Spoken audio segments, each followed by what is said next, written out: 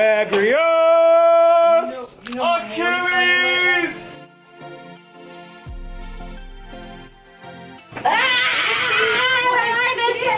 Getting beat up by high school kids.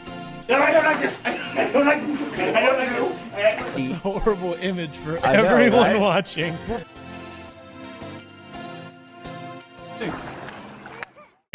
What's up, everyone? I probably just popped my mic, but that's okay. My name is Jacob. This is Clay, and on the other end there is Benny. Bensfield, Sweaty Mike, whatever you want to call him today. And we're coming to you with our new series called Live Again. live. So in this series, we're going to be camping out in Ezekiel chapter 37, verses 1 through 13, which if you are not familiar with that, that is the prophet Ezekiel preaching a prophetic message over some dry bones. And we'll go into it deeper throughout the series. But before we get into that, I have a question for you guys. Bring it. Talking about dry bones and all that jazz, what is your worst injury or a time where you almost died, and now that you look back on it, it's really funny? Ugh. You guys know like the concrete. You guys know the concrete blocks, like they have, and they have the big old thick wire in it. Mm-hmm. I think it's called rebar wire, right? Yes. It's like it's like this thick. When he's only worked in ministry. Rebar.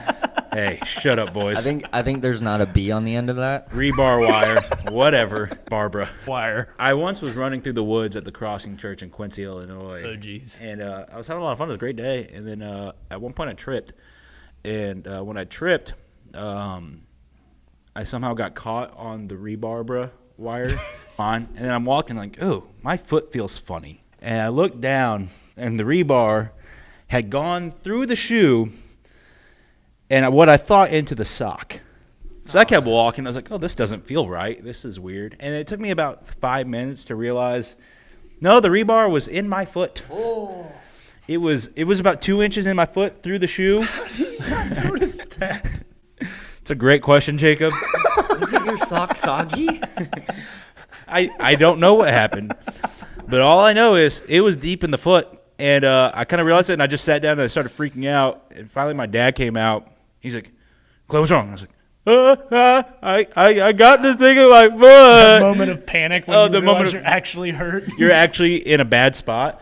And so he looks at it and is like, okay, Clay, we're going to pull this out. And I was like, I don't want to. Never remove the object. You bandage around it. No, what you do is you take another piece of rebar to get out the first piece of rebar. You pry it out. So he goes, all right, ready, Clay? I said, yeah. He goes, all right. 1, 2. Hey, what's that over there? So I like snap my head and look over there. And as soon as I snap my head and look the other way, he goes, rips the rebar wire out. And then I had to get a tetanus shot in my booty. So riding my bike down this little hill, and I would always round this corner super duper fast because, like, you know, I was cool. Like, and I didn't see this pile of pine straw at the bottom of this hill, and I tried to like cut hard on the pine straw. Tire came out from underneath me. My head landed first, and This is starting to explain a lot, Jacob. yeah, I woke up with a headache and threw up immediately all over myself. And I ended up getting radiation sickness because they took too many x-ray pictures of myself. I got Chernobyled. The whole idea of this series, Live Again, is that for the past 6 months, other things have changed, a.k.a. Benny is now on staff. Woot. That never would have happened if it wasn't Whoop, for whoop. COVID. Corona hit it. Corona hit the church hard. Real hard. We had to dive down deep. Truthfully, I know I'm not the only one here. I was affected by COVID that way. A lot of other people have been affected by COVID in much more severe ways. Of course. Whether they've had it, whether a loved one's had it, whether a mom or dad or grandma or grandpa have lost a job, lost for a sure. business. For They've sure. been affected financially, emotionally, physically, in so many different ways. Yeah. And truthfully, while COVID happened, a lot of different things were going on in the world that were trying to divide the body. And like so many things that brought disunity to not only God's people, but just our nation and everywhere. So everywhere you look, it's all this negativity. And like, it's hard to find life when there's nothing but death and despair and all of this bad stuff going on. So kind of going into more of our meat of our conversation, what's been the toughest adjustment for you guys over the past 6 months? You know, I think for me, the toughest adjustment has been navigating other people's lives.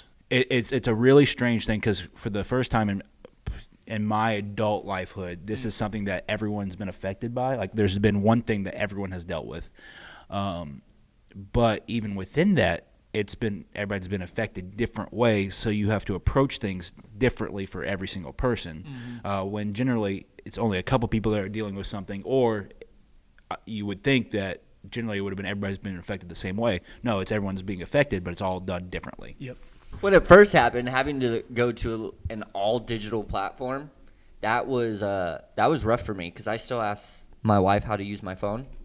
So switching to the Zoom stuff and kind of running with that, like as being a leader, you know, to try to organize all of that, get everybody set up, and making sure that nobody was falling through the cracks.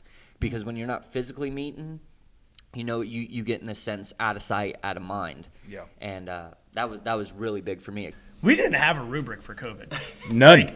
None whatsoever. None. So what would be your guys' encouragement to help people restart, to get out of the corona cumbersome?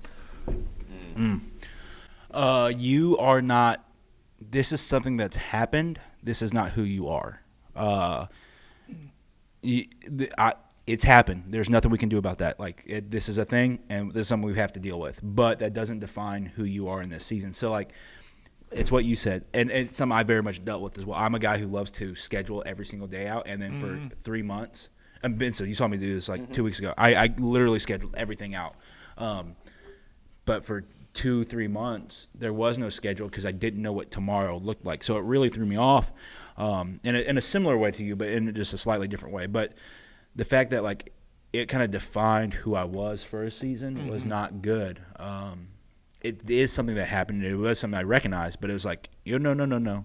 That's not who you are. You can still control what you can control. If you don't control your response, well, then you're just going to get lost. And that's how I felt. I wasn't controlling my response. I was just getting defined by the situation. I always go to the Marine Corps mantra, even though I was in the Navy. The Marines are really cool, but the Navy owns them, so, you know.